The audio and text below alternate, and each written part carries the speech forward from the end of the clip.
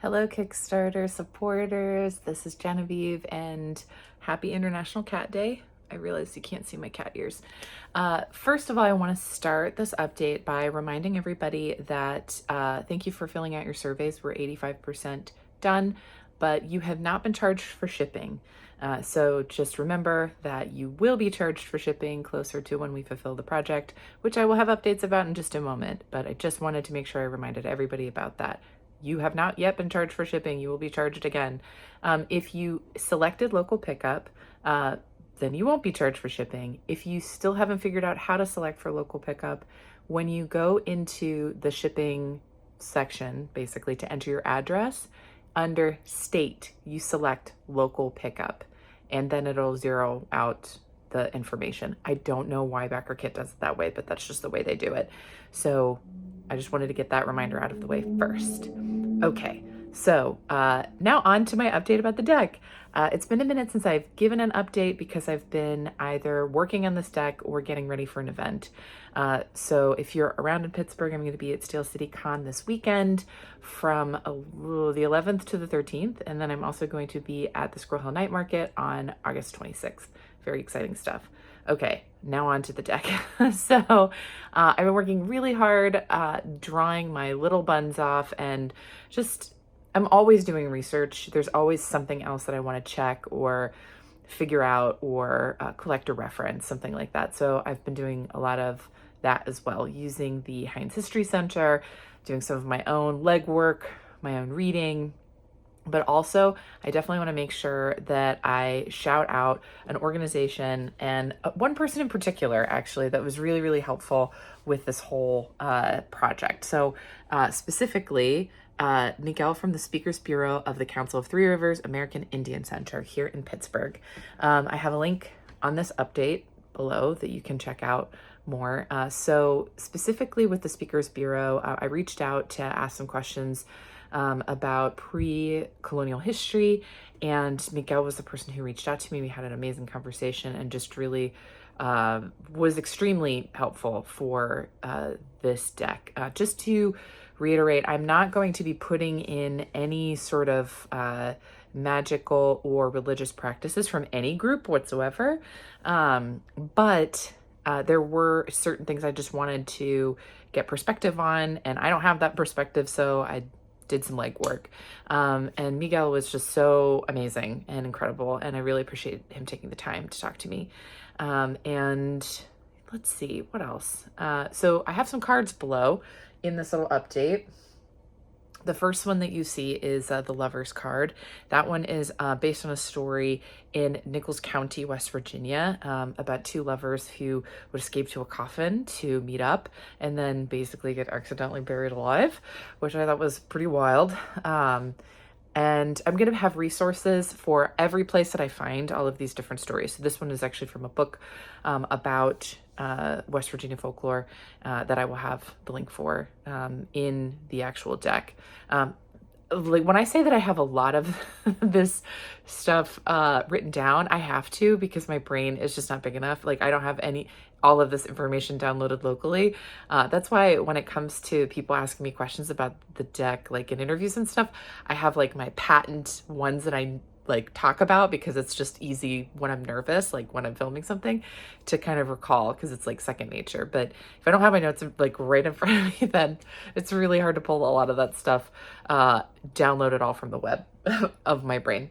But I'm really happy with this card. I specifically wanted to, and this is like my artistic license, when talking about these two lovers, I wanted to incorporate an interracial relationship. There's no evidence that it was an interracial relationship, but you know, it's my art project and I can do what I would like. And I think that specifically talking about interracial relationships in Appalachia, I feel like we don't have enough discussion about it, and I feel like there should be more of it. And so I wanted to, and there is no exact in the story that I was reading. There isn't a lot of depth to these characters, and so I wanted to provide a little bit more of a backstory as to why they couldn't be together. So instead of just like they couldn't be together. So yeah. Then I also have Weeping Eleanor. Weeping Eleanor, I love this card so much. I knew I wanted to do Weeping Eleanor when I first started this deck. She was one of the first ghosts that I put into my spreadsheet because I'd just known of the story for so long, having worked in Oakland, having actually been in the old Pittsburgh Playhouse. So yeah, it was really important for me to have Weeping Eleanor in there. Again, not a story that has a ton of depth. So there isn't a, like with this particular card, it being the Eight of Cups. Yeah, there's just, I don't know, it's kind of flexible. I can kind of take it in a different kind of creative way. And I find that like, I get really nervous about that. I get nervous about being super creative with this, which is crazy because I'm an artist. That's the point. This isn't supposed to be a history project in the sense of everything has to be exactly a specific way. It's folklore. It's supposed to evolve. It does evolve. There is no such thing as the right way to tell a folk story.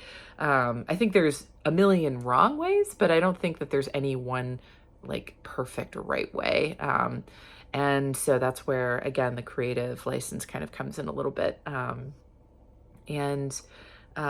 Even though the card is about a woman who loses her family in a fire, I wanted to use it specifically for the Eight of Cups because of the weeping. So again, trust the artist. Then the next card that I have in this update is Hell with the Lid Off. This is something that was written actually about Pittsburgh. It was a way that a journalist described Pittsburgh, especially back in its old steel days. And I have had this image in my head also for a really, really long time. This card came very quickly, and I'm really happy with it. Even though the cards that you're looking at for the most part are pretty close to being done, there's still lots of like little finishing touches I'm going to add to each of them as well. And let's see, the next one I have is Screaming Jenny. This is a new one to me from Harper's Ferry, West Virginia, about a woman who was down on her luck and living in a small shack along the train tracks, and her skirt was caught alight around the campfire that she was sitting, and she ran for help. And unfortunately, engulfed in flames, she didn't notice that there was a train coming, and she was hurt and hit and by this oncoming train and killed. And I specifically chose it for the Sun card. I mean, that's a dark thing to do, I admit, but I chose it for the Sun card because I wanted to talk about people who, so this card is associated with Leo, which Leo get the baggage of like, oh, they always want to be the center of attention. Sometimes Leos are just consistently find themselves in a position where they are the center of attention. And in this particular case, I wanted to talk about somebody who needed help and needed to be visible. And so that's why I chose it for this particular card, because I could have easily used a fire associated card or tragedy like this in a variety of other spots. But to me, it felt really important to put her as the Leo card. So just to give you an idea of like how I am thinking about this deck and thinking about the associations that I'm making. And all of these things, all of these stories, all of this stuff is going to be in the guide. I'll be honest with you though, we only have so many pages in the guide. So I can tell you right now, I'm going to have an extended document. It'll probably be digital that you guys will also have access to. And I think that'll be a really good way to have links so that you can easily click on a link and go to a website and see what it was that I was reading and the information that I was getting. So I hope that's helpful to you, because there's just too much information. There's so much stuff that I've been reading, and I want to share all of that with you as much as possible. Then the last sketch I have that I'm sharing is just the very basic sketch of John Brown's Ghost, just to give you an idea of sort of how I do things. So this particular sketch it looks really basic, and it is really basic. I usually kind of focus on the figure at first and then kind of bring everything up. And then as I'm bringing things up, the rest of it sort of reveals itself to me. I am one of those people that is always kind of drawing in some way, shape, or form, usually in my head, like when I go on jogs or when I'm, grocery shopping or when I'm talking with a friend. In my brain, I'm thinking of images and I'm kind of putting things together and kind of playing with those associations like all the time. So what to you looks like just a really basic sketch of John Brown, for me, it's it's like I have to get that base thing done, and then everything kind of grows from there. Another thing about this sketch is that when it comes to collecting references, I prefer to either take my own references, or I use businesses that actually sell photographic references for artists that you're able to use for commercial purposes. I don't know if a lot of people know about this. Tell me whether or not you know about this, but when you take a picture, you have a copyright. Like you automatically, it's just you have copyright to that image that you have taken. And so you can't just Google things and rip them off the internet and then draw them. And the idea of like, oh, well, I blended it into this thing, it's like a very big gray area. So for me, it's really important that I take as like much of my own reference as humanly possible. So what happens, sorry for the shaky cam, but I really want to get this update out. So we're just going for it. So what happens when you, have a historical figure that is no longer alive and there's only so many images of this person? Well, I reached out to different places to see about getting and asking like, hey, do you have a picture of this person that I can specifically use for this particular purpose? And I've gotten things that way. But even then, I just feel weird about it. I don't know. I kind of want to like, especially with the work that I do, and while it is real, I think I consider my style to be realistic. I also consider it to be somewhat surrealistic. And so I like the idea of like taking an image and sort of, I don't know, bending it and messing with reality, I guess.